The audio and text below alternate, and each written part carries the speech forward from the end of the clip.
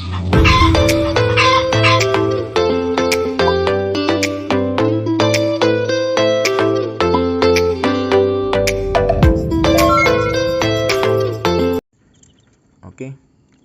bismillahirrahmanirrahim. Assalamualaikum warahmatullahi wabarakatuh. Apa kabar kawan-kawan? Semoga dalam keadaan sehat walafiat dan ternak pitiknya sehat-sehat juga. Sekarang cuaca tidak menentu ya, karena untuk beberapa hari ini hujan, jadi kondisi kelembapan suhu ya harus betul-betul dijaga. Kali ini kita akan memberikan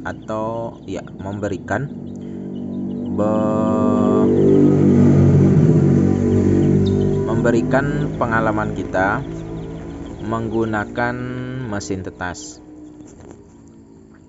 Jadi kita menggunakan mesin tetas ini baru 2 bulan, masuk 3 bulan lah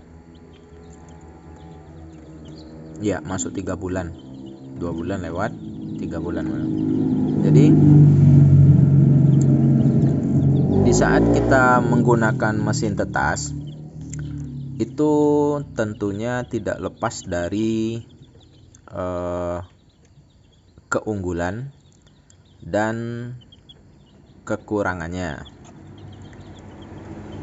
Di sini akan kita berikan berdasarkan pengalaman kita yang sudah memakainya dan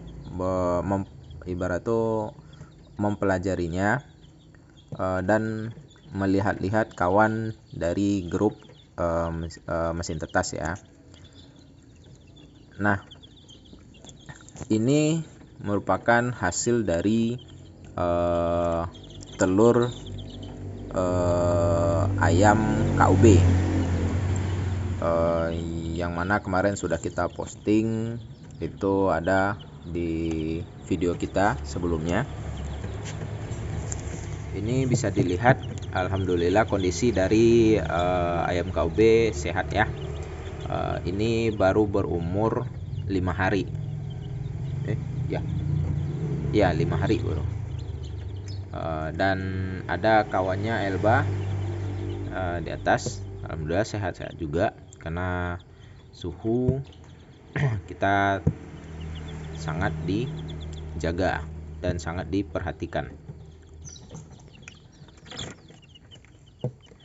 Jadi di sini kita mau berbagi di mana untuk mesin tetas kita itu ada kelebihan dan kekurangannya. Tetapi hal ini di setiap daerah memiliki perbedaan gitu kan. Terutama suhu sama kelembapan yang berada di luar ya. Untuk suhu dan kelembapan yang ada di luar itu begitu mempengaruhi. Jadi kalau kita menyarankan posisi daripada mesin tetas kita itu di dalam, maksudnya ya di dalam ruangan ya gitu. Jadi ya untuk mengantisipasi supaya kelembapan di saat hujan itu kan pasti tinggi tuh, pasti bakalan naik. Jadi kalau di luar ruangan, di dalam ruangan akan tidak begitu pengaruh. Ya, langsung aja kita ke mesin tetas ya. Sebentar, kita pindah ke sana. Ya, baiklah kawan-kawan, ini kita berada di mesin tetas kita. Jadi kita di sini mau berbagi gimana keunggulan dan kekurangannya yang telah kita alami beberapa bulan ini. Ini telur ayam Bangkok jenis mangon. Kita ambil pure lainnya. Ini kemungkinan minggu besok. Ini 2 minggu lagi, ini baru masuk. Jadi ini masih untuk ayam Bangkok. Ini juga masih ayam Bangkok. Ini ayam Bulbi. Jadi kemarin ini yang masih ayam Bangkok juga. Jadi di sini kawan-kawan, proses daripada mesin tetas yang telah kita perhatikan, bahwasannya itu memiliki beberapa keunggulan dan kekurangannya. Apa aja itu? Kalau dari kita lihatnya itu kita bicara kekurangannya dulu ya, biar nanti kalau keunggulannya bisalah itu. Sebentar, kita tutup. Nah,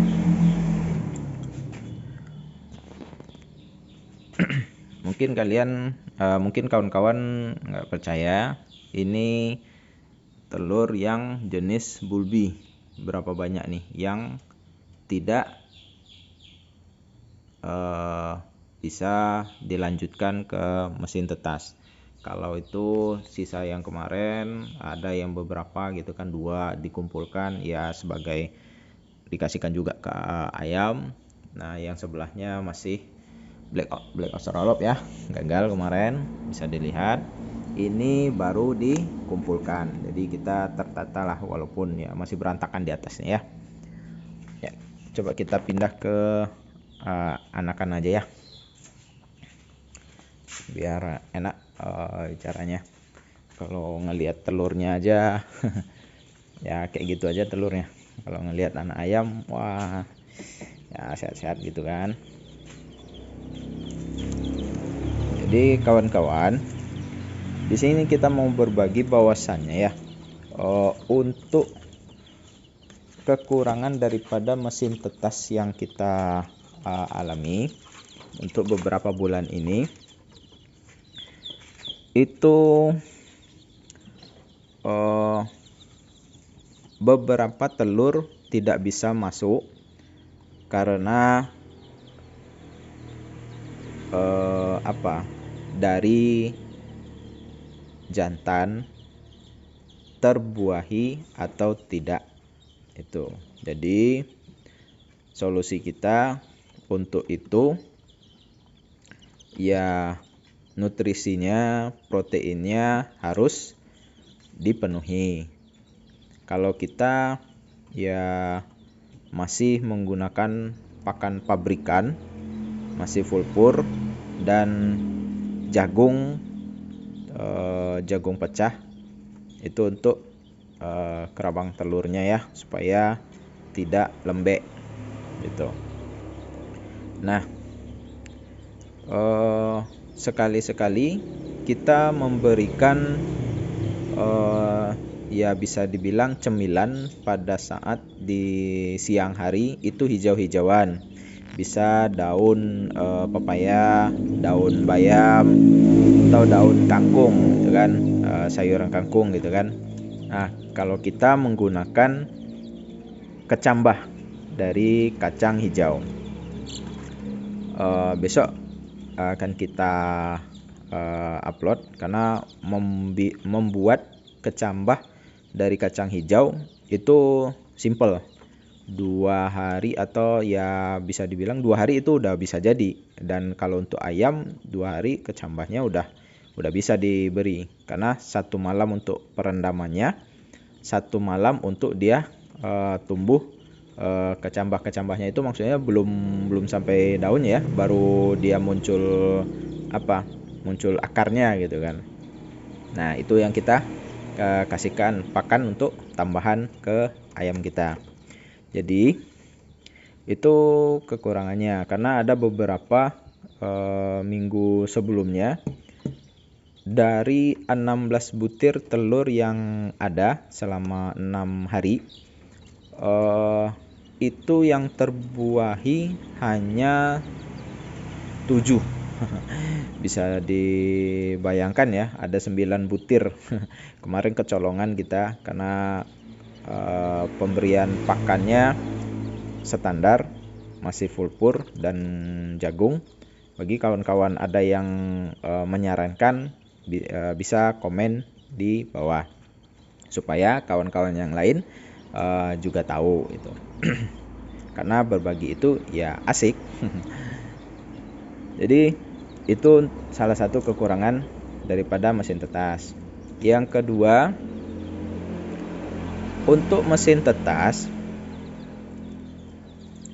ya itu tadi, terkadang kita harus menjaga kelembapan dan suhu. Kalau suhu sudah teratur, ya atur aja, ibarat tuh ditetapkan sedemikian, karena di setiap daerah itu untuk suhunya pasti berbeda-beda.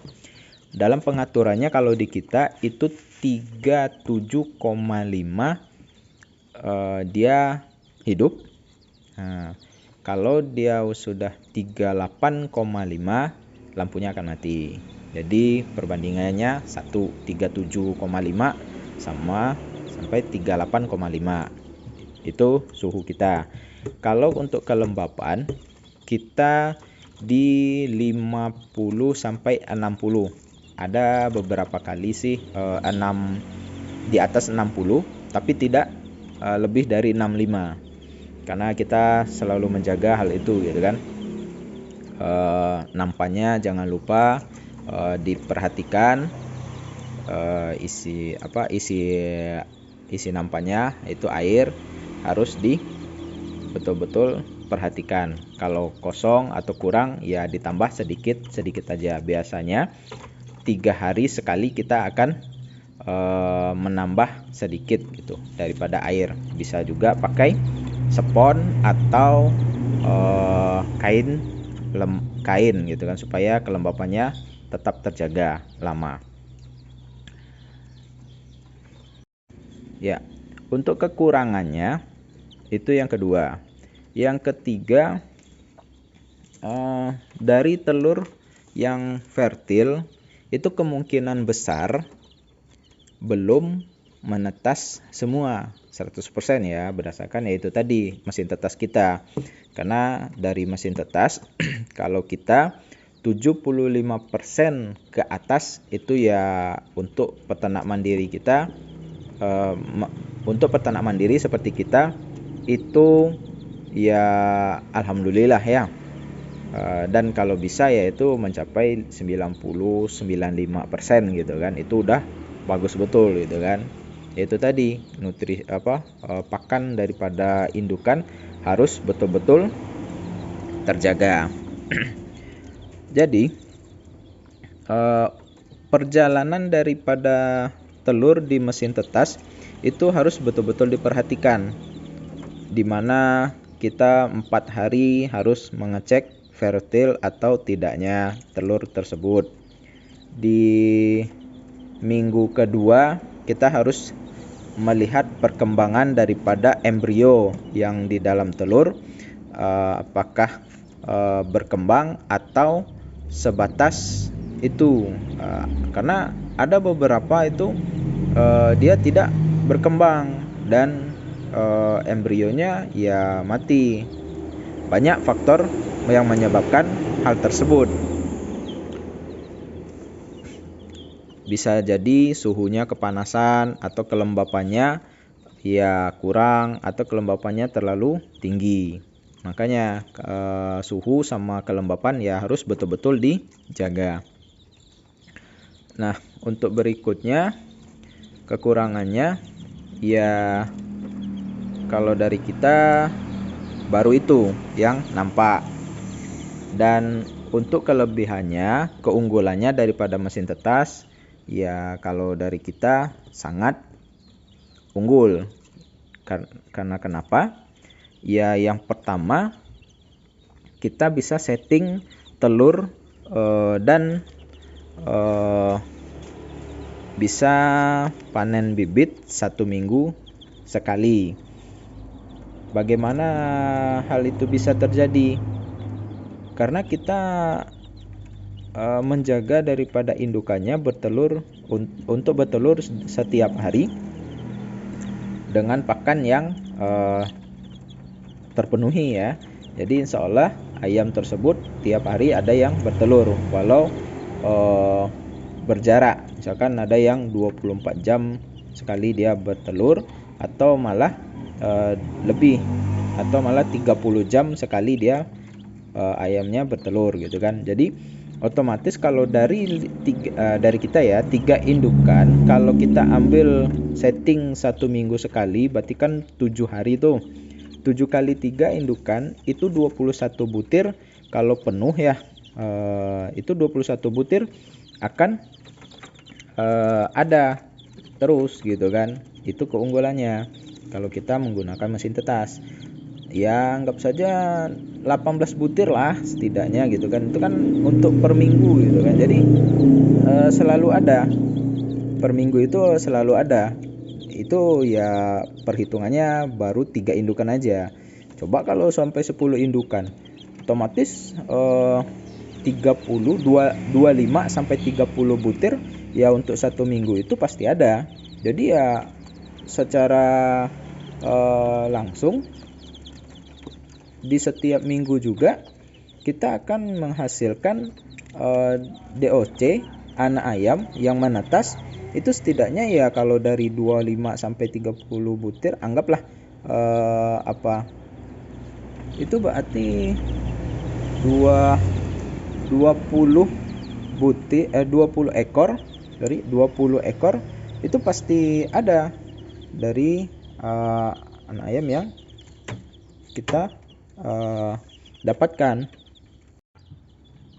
Ya, jadi begitu kawan-kawan. Keunggulannya kalau kita lihat ya per minggu kita mendapatkan bibit DOC yang menetas, dan per minggu juga kita memasukkan telur ke dalam mesin tetas. Tidak beda lain hal dengan dierami, akan memakan waktu 21 hari atau 3 minggu, ya setidaknya 4 minggu, 1 bulan. Induknya meram 3 minggu.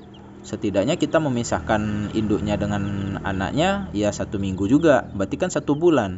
Selama 1 bulan itu induknya tidak bertelur. Jadi ya bisa dibayangkan gitu kan, kalau kita masih menggunakan cara lama untuk mengarami.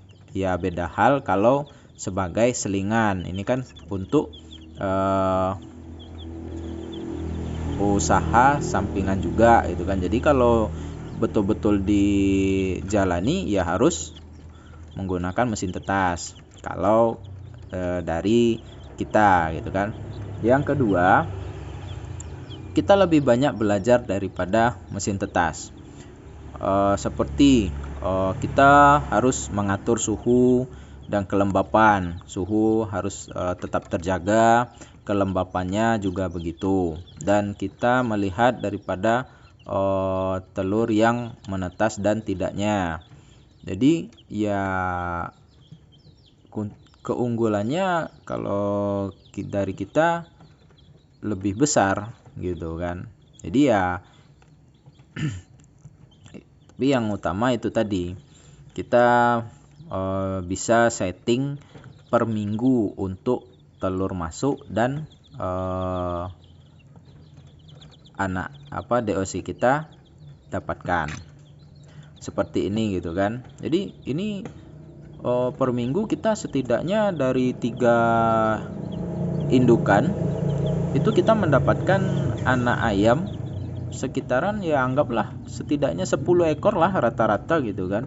Jadi kalau seminggu 10 ekor ya 1 bulan itu 40 ekor dengan beda usia ya per minggu gitu kan. Jadi itu keunggulan utama daripada kita. Dan mesin tetas ya harus juga diperhatikan, setidaknya dibersihkan gitu kan. Jadi bagi kawan-kawan yang mau memulai beternak secara mandiri, untuk mesin tetas itu hal yang diutamakan juga. Ya, walaupun tidak kapasitas yang besar, menyesuaikan indukan aja lah. Dari kita 3 indukan atau enggak kita ambil 5 indukan. Itu ya kalau kapasitas 200 itu udah besar, bahkan 100 itu udah besar juga. 5 misalkan 5 kali 7 35 dikali 4 gitu kan, anggaplah dikali 3 gitu kan, 35 kali 3 ada 100, ya anggaplah 100 gitu kan. Jadi kan kapasitasnya ya setidaknya 200 kalau 5 indukan kalau kita hitung. Sedangkan kita aja 3 indukan dengan kapasitas yang 300 itu ya ada sekali-sekali kita masukin yang banyak ya masih berdempetan gitu kan. Tapi ya kalau di hasilnya alhamdulillah gitu kan. Jadi bagi kawan-kawan yang mau bermulai beternak secara mandiri, untuk mesin tetas itu sangat diutamakan. Dibikin sendiri juga bisa, karena komponennya tidak terlalu banyak dan tidak terlalu ribet. Bisa kita pelajari dari YouTube, bisa juga dari termostatnya, untuk kelembapannya. Ya intinya sih di situ aja. Kalau mau otomatis ya beda lagi, menggunakan dinamo gitu kan. Jadi bagi kawan-kawan ya untuk kuantitas itu dari mesin tetas itu sangat dibutuhkan. Baik kawan-kawan, itu dari kita untuk keunggulan dan kekurangan daripada mesin tetas ya. Bagi kawan-kawan yang memiliki lebih daripada keunggulan dan kekurangan mesin tetas, bisa di komen di bawah supaya kawan-kawan yang lain ikut tahu gitu kan. Baik kawan-kawan, itu aja dulu dari kita. Like video ini jika disukai dan bermanfaat, dislike video ini jika kurang bermanfaat, dan jangan lupa tinggalkan komen di bawah untuk membantu kemajuan daripada channel kita. Bagi yang baru menemukan channel ini, jangan lupa di subscribe supaya mendapatkan info-info yang lebih. Baiklah, saya akhiri video kali ini. Semoga bermanfaat dan wassalamualaikum warahmatullahi wabarakatuh.